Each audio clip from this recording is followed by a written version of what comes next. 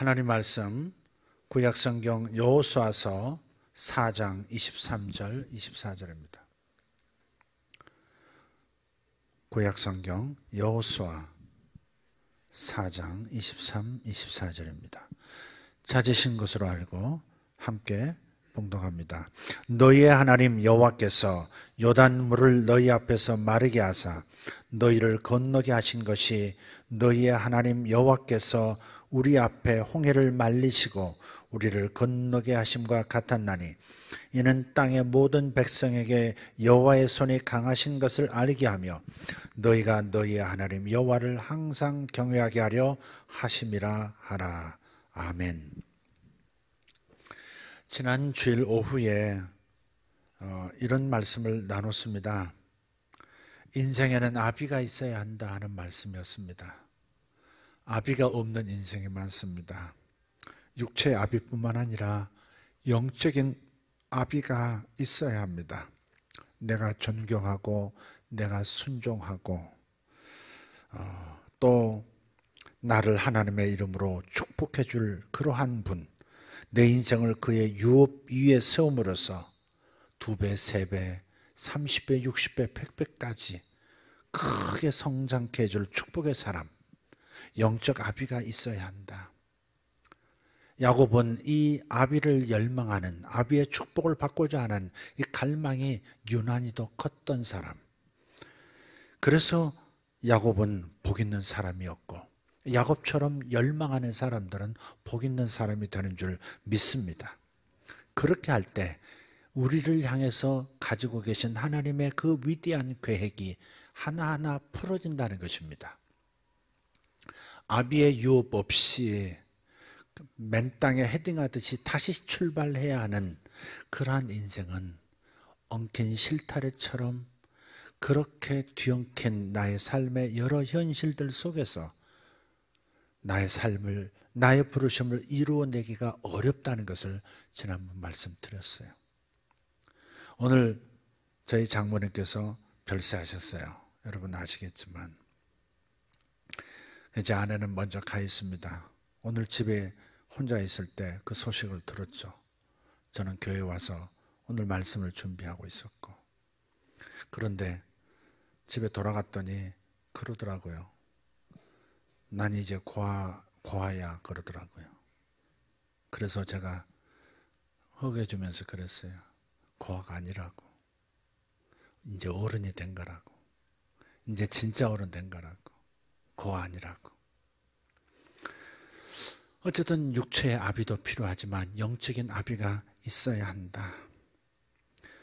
그래서 놀라운 그 하나님의 부르심을 이루어야 한다는 것입니다. 반대로 아버지를 공경하지 않으면 어떻게 될까? 아비를 비난하고 거역하면 어떻게 될까? 가장 큰 비극은 뭐냐면 이럴 때 아비의 유업을 물려받지 못한다는 겁니다.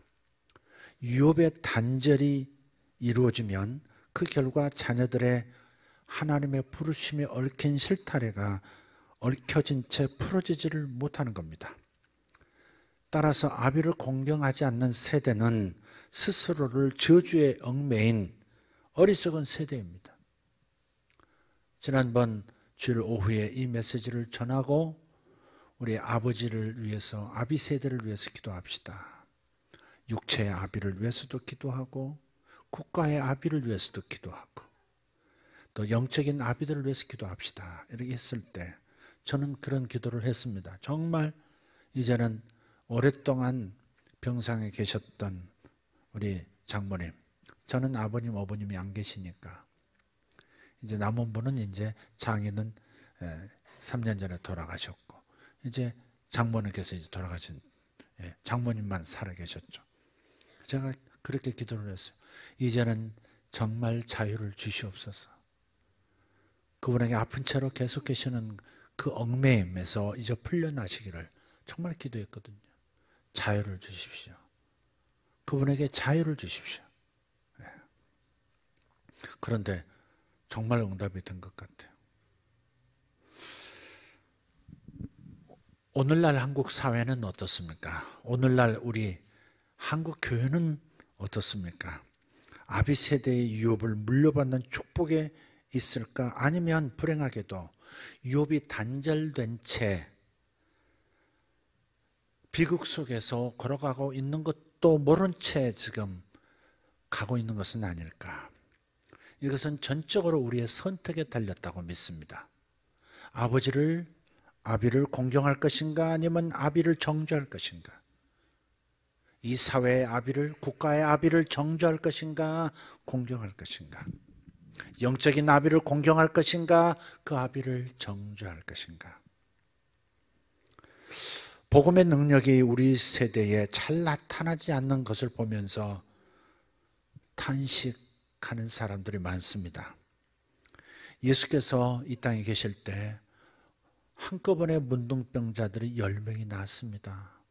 문둥병이 낫는 그 보고들이 그렇게 없어요. 전 세계적으로 지금.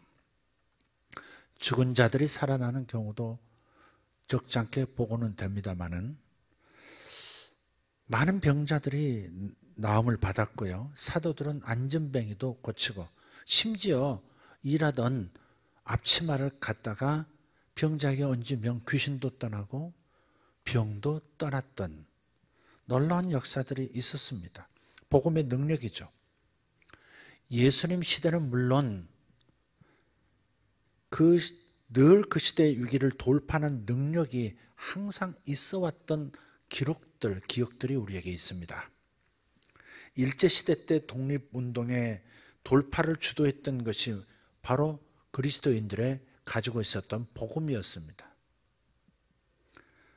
6.25 전쟁 이후에 가난을 돌파한 것이 복음이었고 또 확장해서 생각하면 80년대 민주화 과업을 돌파했던 것도 복음이었습니다. 복음에는 시대의 위기를 돌파하는 능력이 있었고 우리 아비 세대는 분명히 이 돌파하게 하는 복음의 능력을 소유하고 있었습니다. 50년대, 60년대 한번 생각해 보십시다. 잘 모르시는 분도 계실 텐데 한국은 전 세계에서 가장 가난한 나라 중에 하나였습니다. 제가 어릴 때 먹을 수 있는 간식은 시장에 나가면 하얀 사탕, 그런 사탕은 먹을 수 있었습니다. 또 길가에서 파는 것은 고구마 앞뒤를 잘라가지고 쪄가지고 한 줄로 대나무에 꿰서 파는 그런 거, 두세 개 꿰서 파는 그런 정도의 간식, 그런 것은 사 먹을 수 있었습니다. 굉장히 내려앉았던 그런 나라인데 이 나라가 오늘날 선진국 진입을 바라보고 있다는 것, 세계에서 유례없는 기적입니다. 한국은 전쟁으로 모든 산업 인프라가 다 파괴됐죠.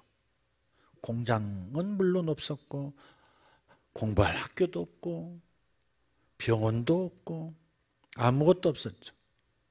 개발도상 국가인데 발돋움해야 되는 몸부림해야 하는 나라인데 그나마 가지고 있던 자원들이 깡그리 사라진 겁니다.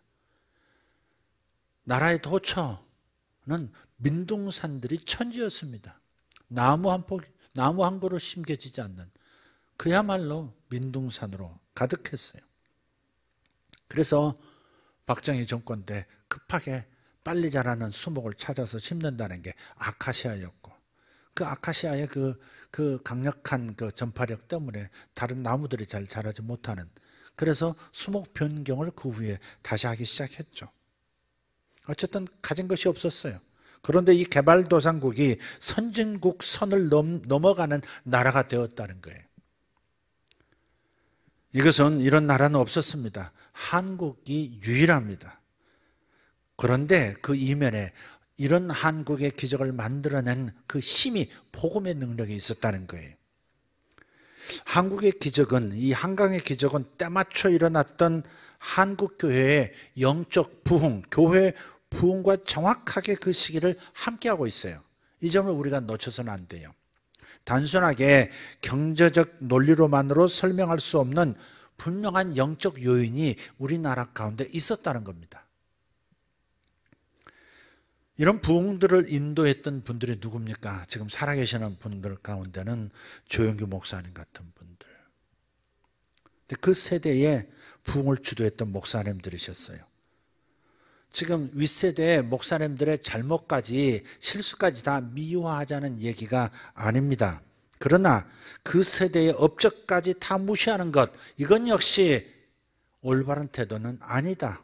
심지어 목회자들까지도 옛날 부흥을 주도했던 목사님들의 그 연약성들을 부각시키고 현재 살아계신 분들을 그저 아무것도 아닌 존재처럼 만들려는 그런 태도들이 가끔 나타나고 있어요. 그 세대의 시대적 과업은 뭐였습니까? 가난 돌파였습니다. 가난 돌파였습니다. 아무것도 없던 시대에 할 수 있거든요. 무슨 말이냐? 믿는 자에게는 능치 못할 일이 없느니라. 그 믿음 하나 가지고 무식하게 기도하면서 돌파해 나왔던 세대, 그 가난에서의 돌파, 그게 우리 한국 교회와 그리고 이 대한민국 국가가 함께 겪어온 과정들이었어요. 그 시대의 부흥을 이끌었던 집사님, 권사님들, 장로님들, 그분들이 우리들의 삶보다 수월한 삶을 살았을까? 그렇지 않죠. 절대 수월하지 않았습니다. 그럼에도 불구하고, 그런데도 불구하고 그 어려운 중에도 이분들은 돌파를 이뤄낸 거거든요. 믿음으로 돌파한 겁니다. 하나님께서 돌파해 주실 거라는 것을 믿음으로.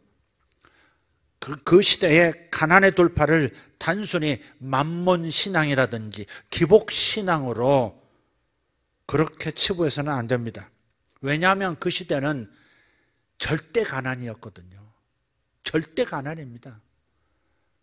제가 가끔 말씀드렸지만 저도 그냥 밥에 먹을 때 어머니하고 하루 손잡고 나가서 봉투에다가, 시장에 가서 봉투에다가 쌀을 이렇게 담아다가, 거의 보리쌀이었지만 어쩌다 쌀도 흰 봉투에 담아서 하루 이틀 먹을 걸 사가지고 와서 먹었으니까. 가마니로 쌀을 놓고 먹는다, 이게 없었으니까. 절대 가난 시대였습니다. 그 가난의 돌파는 그 시대의 시대적 전쟁이었던 거죠. 예수님 시대는 더 어려웠어요. 2000년 전은. 주님이 주기도문을 통해서 가르치신 기도가 뭡니까? 오늘 먹을 양식을 주옵소서. 오늘 먹을 양식을 공급해달라고 기도하라고 말씀하셨거든요. 일용할 양식을 우리에게 주옵소서. 우리는 상상도 못할 가난의 그 돌파를 위해서 우리 주님께서 그 시대의 성도들에게, 그 시대에 가난했던 그 사람들, 절대 가난 속에서 힘들어하는 사람들에게 하늘 공급을 받으면서 살라고 말씀하셨거든요. 추상적이거나 낭만적인 그런 신학적인 표현이 아니었습니다. 오늘 먹을 밥 좀 달라고, 빵을 공급해 달라고 기도하라고 그러셨거든요. 2000년이 훨씬 지났지만 불과 몇십 년 전에 우리가 그런 기도를 했어야 했거든요. 하루치, 일주일치, 한 달 가정을 이끌어갈 수 있는 물질 달라고 기도했어야 해요. 그런데 문제는 그런 가난을 돌파해야 하는 시대적 그 주제, 시대적 사명, 그래서 가난 돌파에 대한 몸부림의 그 영적인 그런 집결된 힘들, 그때는 그랬었지만 그 패러다임의 유효기간이 훨씬 지난 1990년대 이후까지도 계속 그 물질적 풍요만 계속해서 구하다 보니까 한국 교회나 이 사회가 굉장히 병들어 버린 부분이 생긴 것이죠. 이미 충분히 먹고 살게 되었는데도 무조건 재정적인 축복을 구하는 이 부작용, 모든 재정적 축복만이 하나님의 은혜가 함께하는 것이라는 그런 표준이라고 맹신하도록 만든 그 한국 교회, 그것은 분명히 문제는 문제였습니다. 이 부분은 우리가 회개하고 돌이켜야 마땅하다고 믿습니다. 하지만 이것을 초창기 가난 탈피까지의 소급 적용하는 것은 잘못이라는 거죠. 야, 조영규 목사님, 그거는 기복신앙이야. 이렇게 가서는 안 될 일이다, 이 말이죠. 기복신앙이라고 하는 이름으로 싸잡아서 아비세대의 시대 상황을 돌파했던 복음의 능력까지 우리는 폐기 처분해버리는 우를 범한다는 거죠. 목욕물 버리려다가 애까지 버려버린다는 식으로 그렇게 돼버린 거예요. 우리는 우리의 유업을 잃어버린 것이 아닐까 싶어요.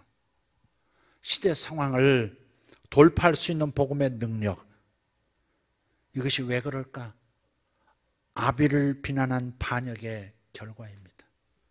아비 세대를 비난하는 반역의 결과, 자식의 아비에 대한 반역, 그것이 내 육신의 아비만을 얘기한다고 생각하시면 이 얘기를 지금 잘못 듣고 있는 겁니다. 이 시대의 이 세대의 크나큰 비극, 그 슬픔은 뭐냐?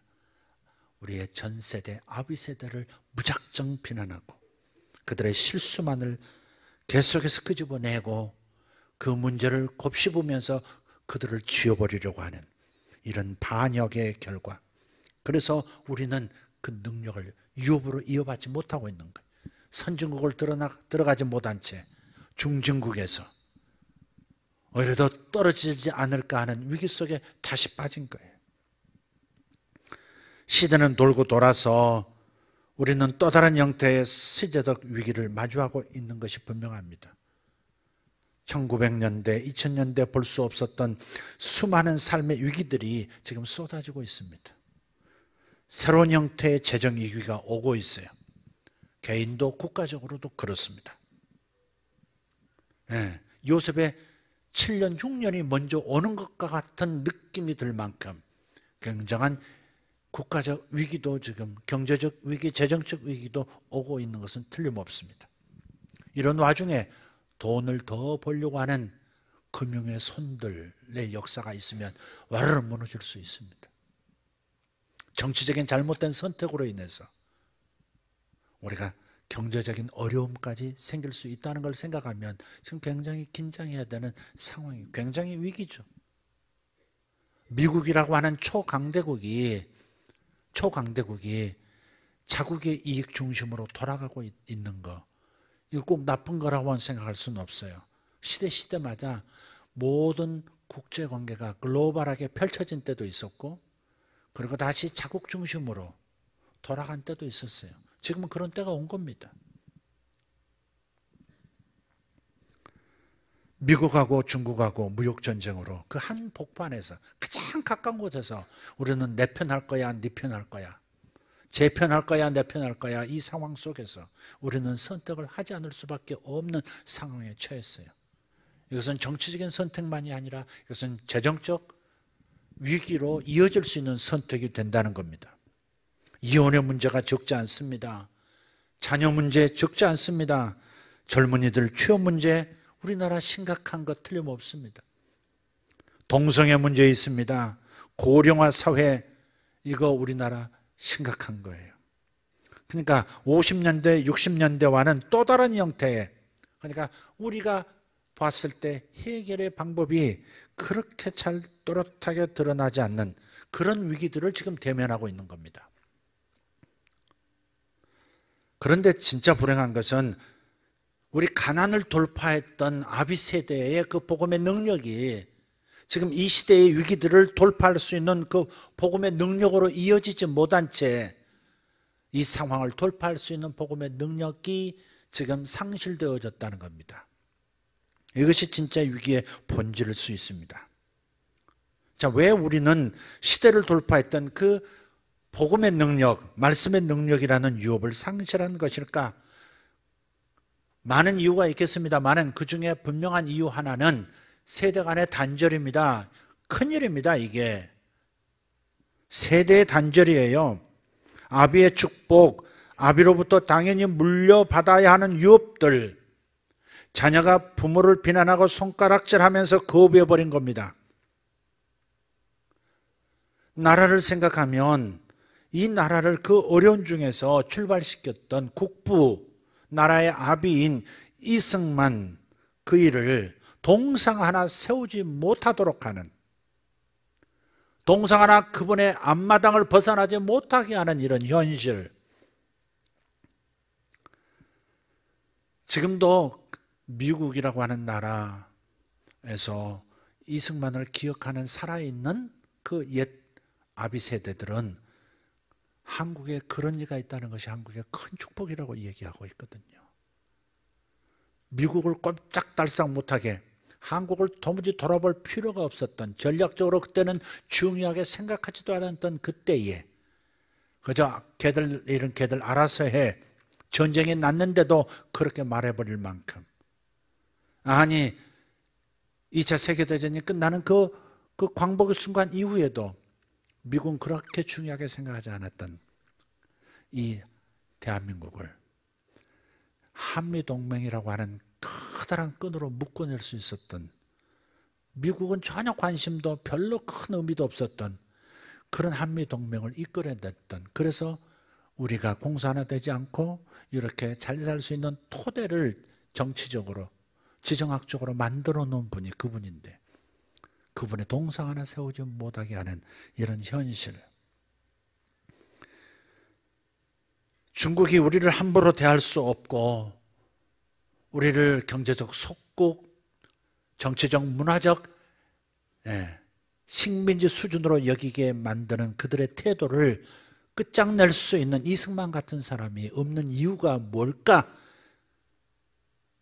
아비세대의 유업을 단절시키기 때문에 그렇습니다.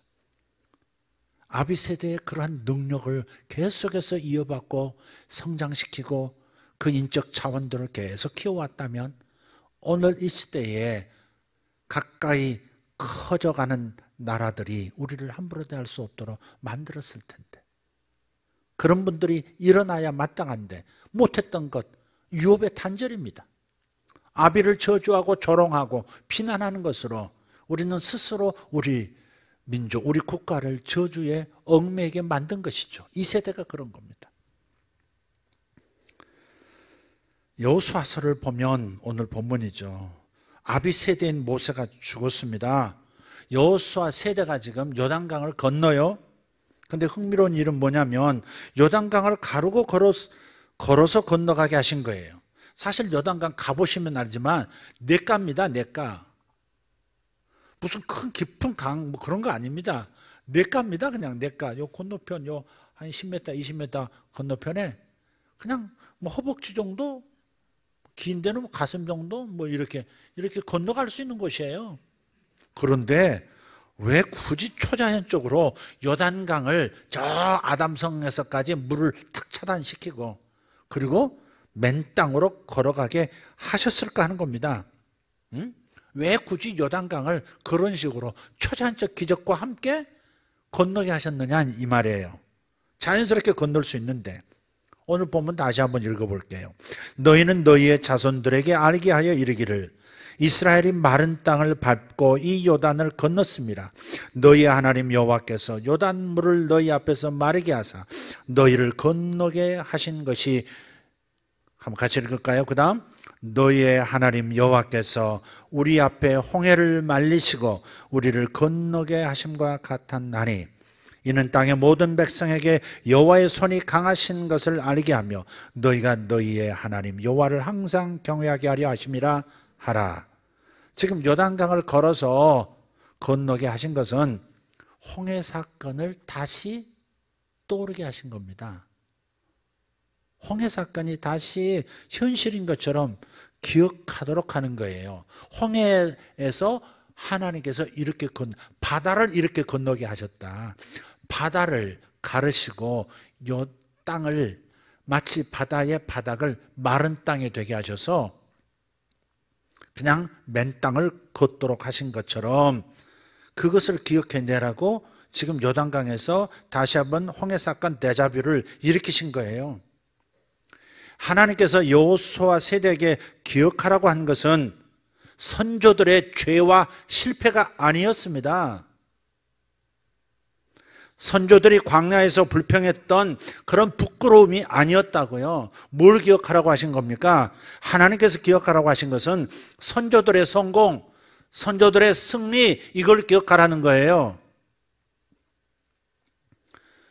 홍해를 걸어서 건넜던 그들의 감격, 승리감, 홍해 속에서 바로의 대군을 수장시키시고 마른 땅처럼 건너가게 하신 하나님의 이 브렉드루를 다시 한번 기억함으로써 이 요단강을 건너게 하는 그 퍼포먼스를 통해서 홍해에서 위대한 이적을 일으키시고 백성들을 보호하시고 커다란 부흥을 일궈내셨던 하나님을 다시 기억하라는 겁니다. 사실 모세 세대는 많은 승리를 경험한 세대가 아닙니다. 모세가 애굽에 노예로 다 있을 때 10가지 재앙을 바로에게 내린 건 사실이에요. 그러나 진짜 이스라엘 백성이 실제로 행동에 옮겼을 때, 하나님을 따라 나섰을 때, 그때부터가 신앙생활의 출발인데, 그때부터 겪은 승리는 딱 한 가지예요. 홍해를 건넌 거 한 가지거든요. 하나님과 함께 뒤쫓아오는 대군을 저 홍해바다에 수몰시켜버리고 새로운 민족, 새로운 국가로 발돋움하게 되었던 그 기억, 그 승리의 기억은 딱 한 가지예요. 나머지는요, 대부분이 패배, 실패, 실수, 그런 얘기입니다. 우상 숭배하고 금송아지 만들고 그저 마늘 없다고, 강장제 없다고 그냥 불평하고, 생강 없다고, 부추 없다, 심지어 부추 없다고 불평하고, 그러면서 광야 생활을 40년 보냈던 사람들, 선조거든요. 그들의 조상은 그랬어요. 그저 물을 내주시는데도 그냥 불평하면서 물 받아 먹고 그랬던 사람들이 조상이었어요. 하나같이 실패한 이야기예요. 그런데 그 수많은 실패 속에서 우리 하나님께서 기억하라고 하시는 것은 딱 한 번뿐인, 실패의 실수가 40년 동안 100가지 1000가지라면 딱 한 가지 성공했던, 승리했던 바로 그 한 가지만을 기억하라는 겁니다. 오늘 우리 아비 세대에 대해서 우리는 무엇을 기억하고 있는 것입니까? 여러분 개인은 무엇을 기억하고 있는 것입니까? 저는 장모님이 돌아가시면서 맨 먼저 기억나는 게 딱 2가지 있더라고요. 다른 것도 생각하면 더 많이 있지만 오늘 돌아가셨다는 소식을 듣고 잠깐 더 먹먹했어요. 아내가 지금 어떨까? 충격이 어느 정도일까? 집에서. 뭐 그 생각하는 거죠. 근데 제가 생각이 나더라고요. 장모님께서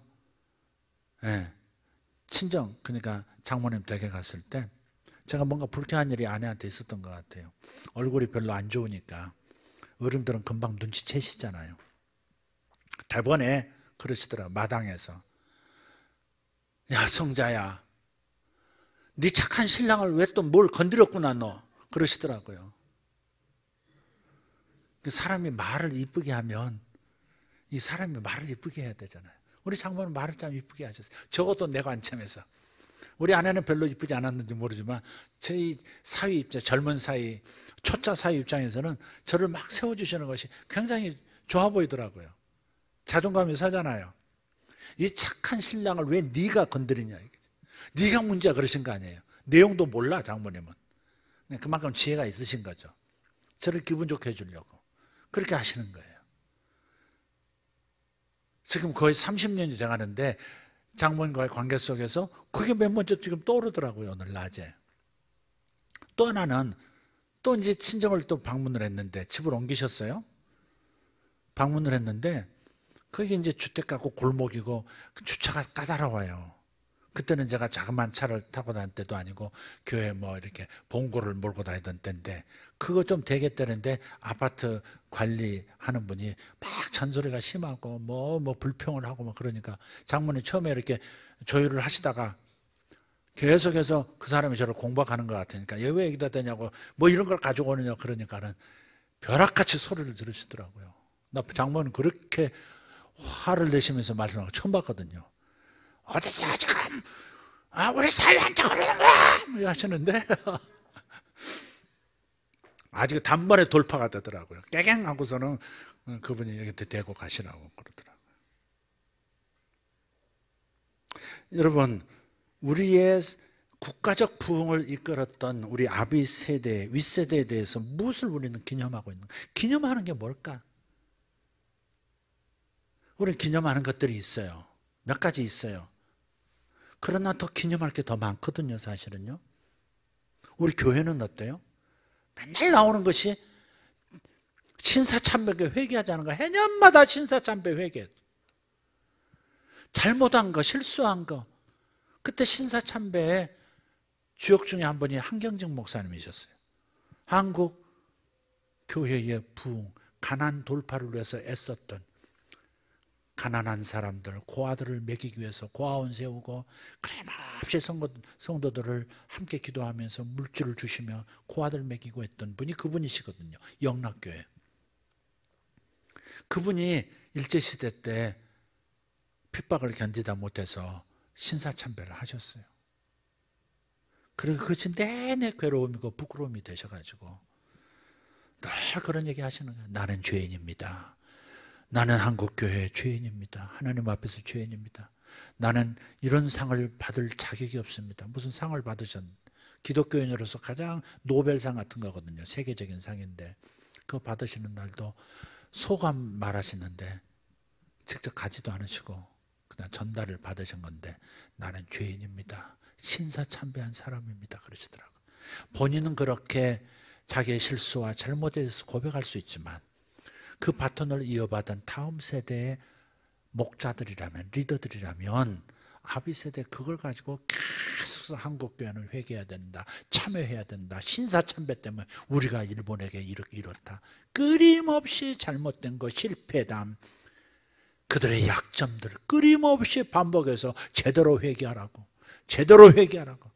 그 버릇이 있으니까 다른 나라에 대해서도 끊임없이 제대로 다시 회개, 다시 참회, 다시 반복해서 끊임없이 그러고 있는 거예요.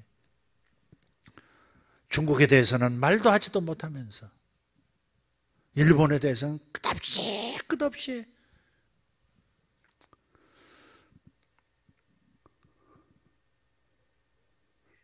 윗분들 실패 많아요. 성공보다 분명히 실패가 더 많을 수도 있어요. 그러나 과연 하나님께서는 우리가 무엇을 바라보고 무엇을 기억하고 무엇을 기념하기를 원하실까 하는 거예요. 실패와 실수들 그리고 수치에 대해서 우리가 기억하고 기념하는 것일까? 아니면 아비 세대의 성공과 승리일까? 우리는 선택해야 된다고요. 실패와 실수와 잘못들 그리고 수치들을 생각하고 그걸 자꾸 얘기하다 보면 우리는 공경심을 잃어버리고 아비 세대를 축복하지 못하고 아비 세대의 그러한 유업과 단절된 채 우리는 다시 맨 땅에 또 헤딩해야 되는 상황이 되는 거죠. 우리 가끔 노무현 정신 그렇게 얘기해요. 노무현 정신. 그분은 정말 약자들에 대해서, 서민에 대해서 그런 마음이 있으셨던 건 분명한 것 같아요. 그래서 저도 좋았고 그분을 찍기도 했어요. 투표 그분 찍었어요, 저는. 네. 그것이 많은 불협화음과 쟁투 형태로 나타나서 제가 훗날에 제가 잘못 선택한 거 아닌가 이런 생각도 한 적은 있지만 그러나 그분이 가졌던 우리가 미처 생각하지 못하는 사이에 수많은 억울한 일들, 한들을 푸는 일에 있어서는 그분이 역할을 크게 한 것은 틀림없어요. 과도하게 또 적폐, 청산이라는 그런 것들도 없지 않아 있었습니다만은 지나칠 만큼 그런 것도 있었습니다만은 그러나 바로잡아야 할 것들은 바로잡는 일은 분명히 있었습니다. 그런 것들을 통으로 다 버려서는 안 된다는 거죠. 우리 아비 세대들이 이루었던 것들을 통으로 버려서는 절대 안 됩니다.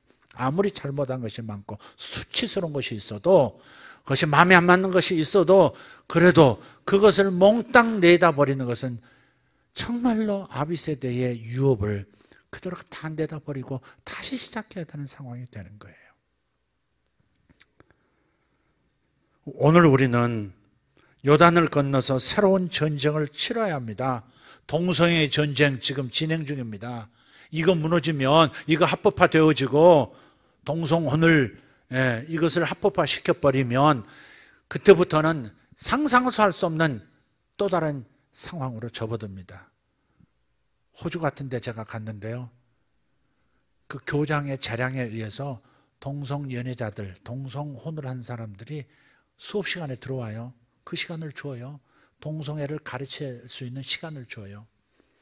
그것도 이제 예쁜 여자들의 금발에 하얗고 금발의 날씬한 여성들이 둘 딱 들어와요. 근데 손 딱 껴안고 이렇게 손잡고 들어옵니다. 굉장히 아름다우니까 어때요? 어린아이들은 예쁜 여성 보면 나도 저렇게 예쁘고 싶어 그런 거 있잖아요. 전략이죠. 딱 손잡고 들어와요. 그리고 우리는 서로 부부라고 사랑한다고 그 앞에서 예쁜 사람들이 예쁘게 키스하는 모습도 보여주고요. 그래서 성이라는 것은 선택할 수 있는 거야. 남자 여자는 껍데기야.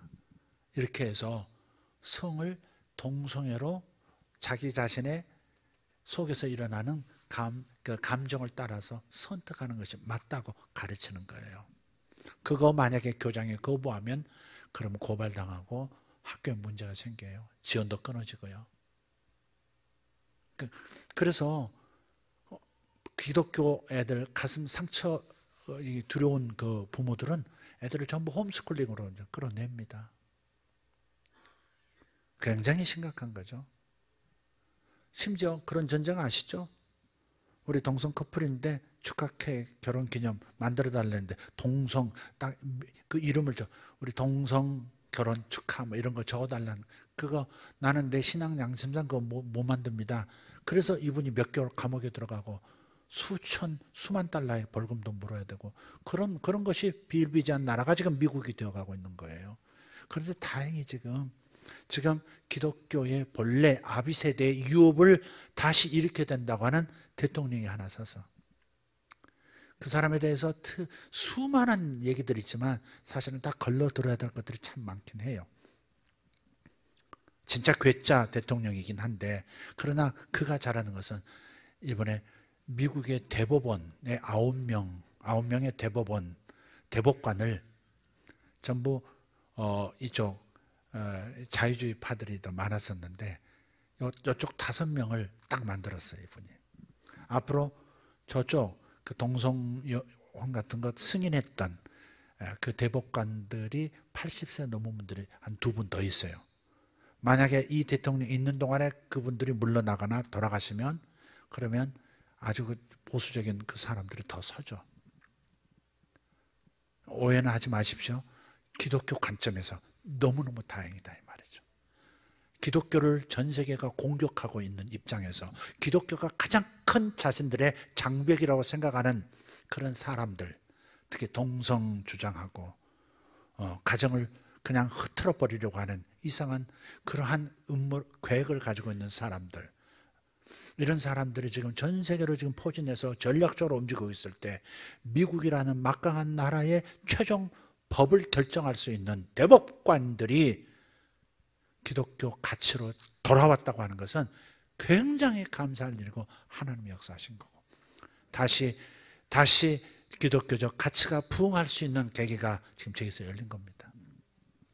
어찌 보면 캐톨릭과 개신교의 전쟁의 역사가 보이지 않는 곳에서 계속되어 왔습니다. 중세 이전부터 특히 중세부터 캐톨릭 세력이 그 배후에 많이 있어요. 여러분, 캐톨릭은 굉장히 선한 면이 많죠.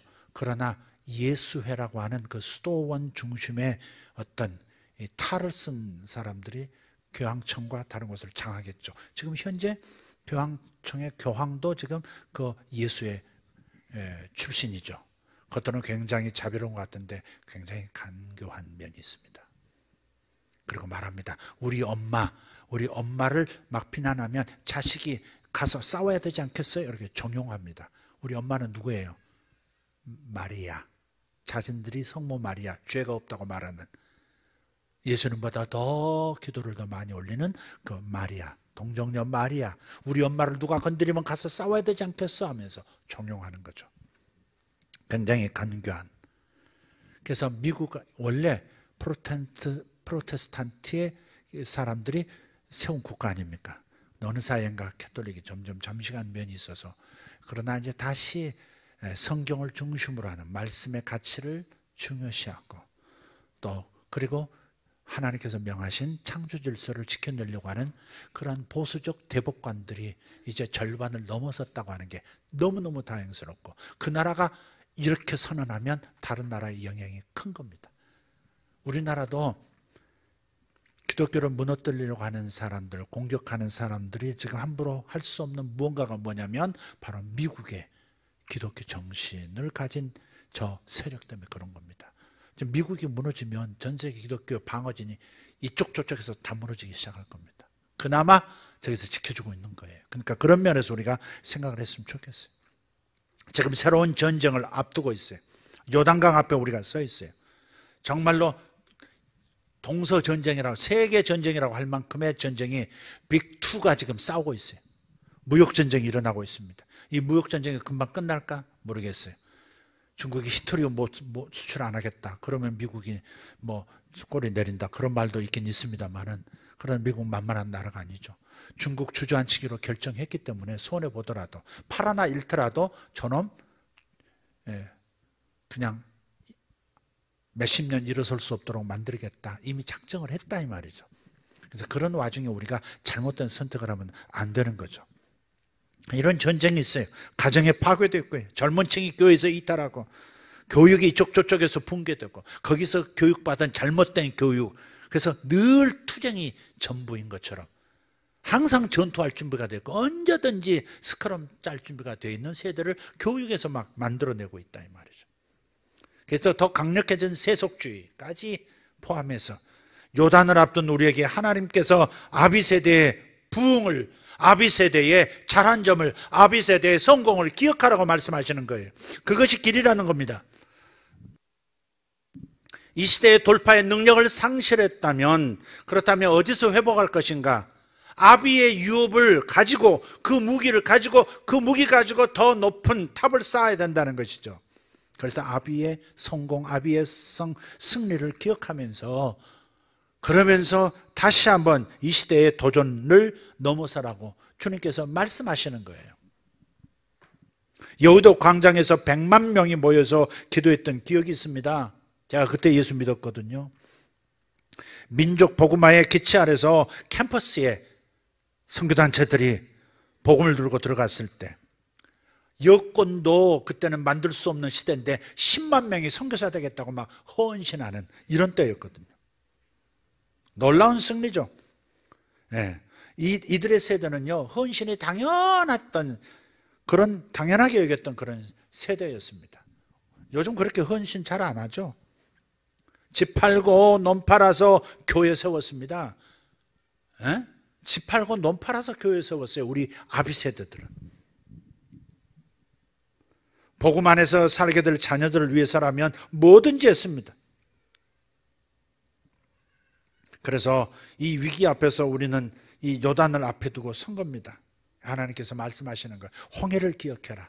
아비 세대가 어디를 건넜는지 기억해라. 지금 요단강을 건너면서 이런 잠깐의 초자연적 기적을 경험시키시면서 진짜 하나님이 일으키셨던 아비 세대의 대부 홍해를 돌파했던 이집트의 그 이집트 대국의 그냥 핵심 군단을 홍해에서 괴멸시켰던 그 일을 기억하라. 아비 세대가 가나안이라는 홍해를 걸어서 돌파했던 그 부흥과 그 열심을 기억해라. 아무것도 없던 그곳에서 집 팔고 논 팔아서 교회를 세우면서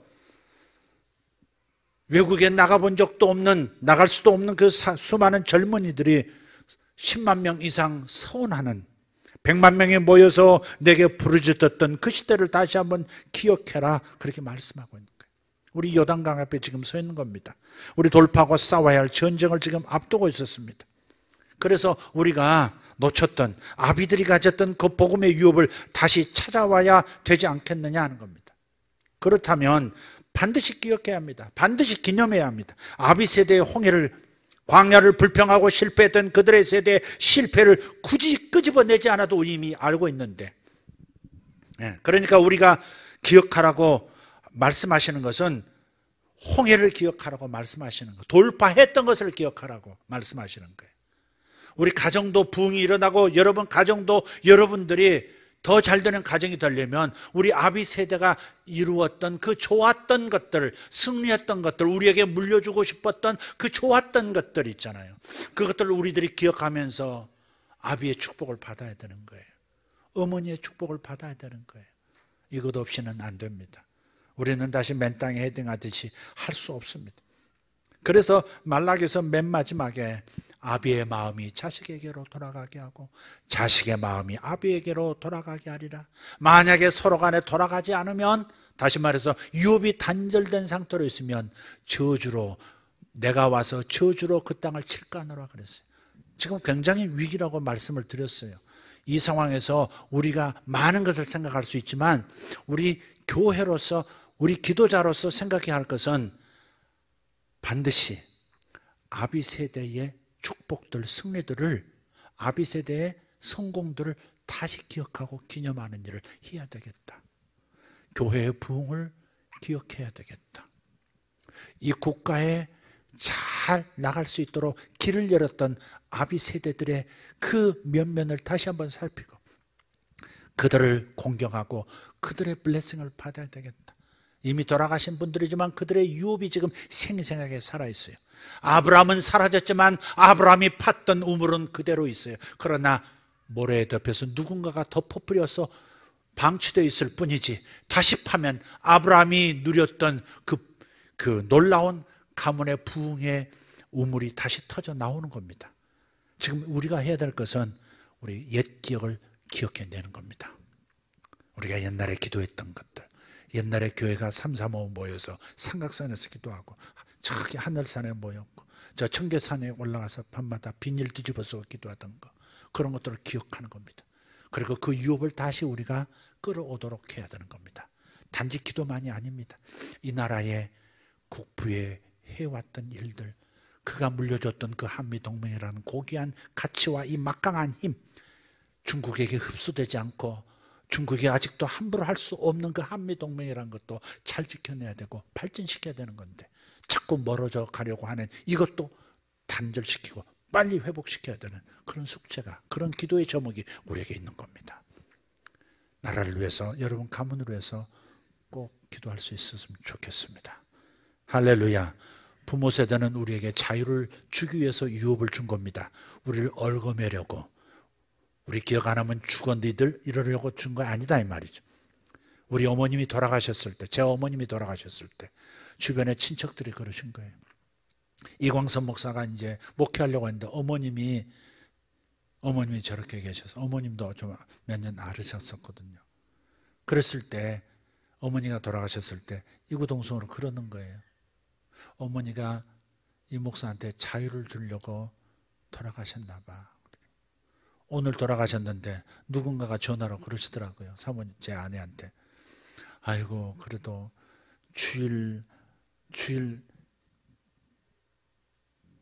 때문에 어려움 겪지 말라고 수요일에 돌아가셔서 금요일에 발이 나게 하셨다고. 덕담이지만 어쨌든 부모 세대는 자식 세대에게 자유를 주기 위해서 존재하고 자유를 위해서 열심히 일해왔습니다. 그분들의 실수, 실패보다는 그분들의 성공, 그분들의 승리, 이것을 더 기리고 고맙게 생각하고 칭송하는 우리 모두가 그런 습관을 갖는 우리 공동체가 되었으면 좋겠습니다. 기도하겠습니다. 살아계신 우리 아버지 하나님, 감사합니다. 우리로 하여금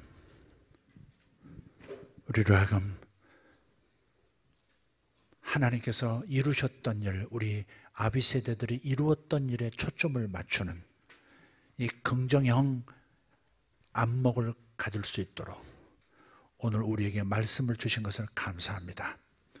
요단 강가에 서서 홍해를 기억하는 이 위대한 민족의 이 표상을 우리가 우리의 모델로 삼기를 원합니다.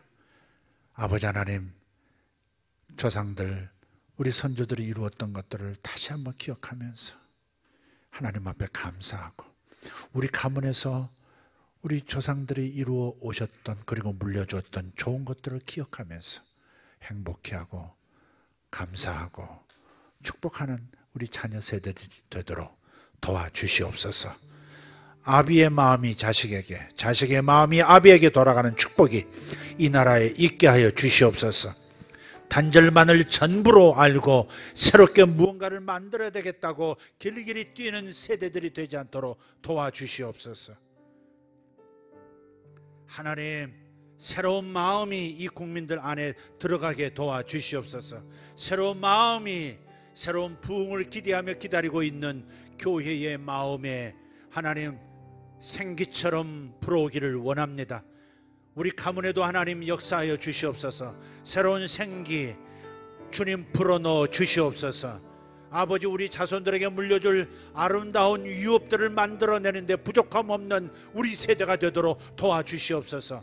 아비 세대의 것을 물려받았으니 자식 세대에 물려줄 수 있는 더 큰 무엇을 우리가 만들어낼 수 있도록 은혜를 내려 주시옵소서. 주님 믿습니다. 오늘 말씀 들을 때 깨달아진 것이 우리의 행실로 반복된 습관으로 나타나게 하여 주시옵소서.